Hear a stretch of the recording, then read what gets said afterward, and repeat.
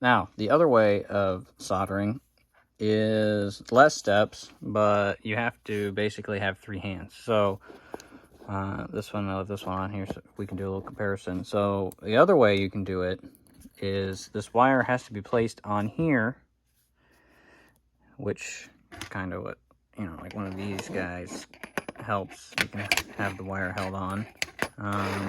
But you would need basically 3 hands. So you'd have this on here. Sorry, you'd hold this on here, you'd put the soldering iron on here, and then you would add the solder, but you would need 3 hands to do that. So a lot of times you can, you know, get something to hold the wire in place wherever you need it. So, like,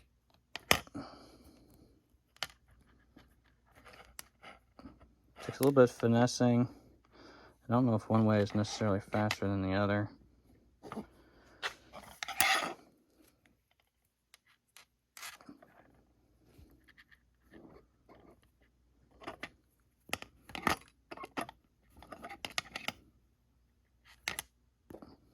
Because you have to kind of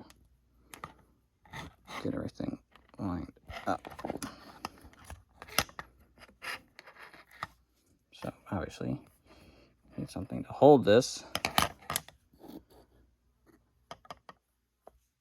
a little too high. I guess this is real time, so you understand. So there you go. So I have my tool holding the wire. Move this back a little. I have my tool holding the wire. So now what I can do is make sure my tip is clean. So now I can hold the iron on here and throw the solder into both places, but you got to be careful not to move the wire. So let's see if I can do it here. Yeah. So notice I'm adding the solder to the wire, not necessarily soldering. Oh, things I gotta move around. Wow. There you go. That's one way. I think I cut that a little too long, but you get the idea. Same thing. And there you go.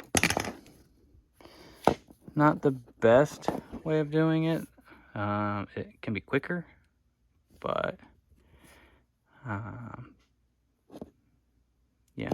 If I cut the wire a little shorter, you would, if I cut the wire a little shorter, it would just fill in real nicely, but it's going to be just as strong as this one.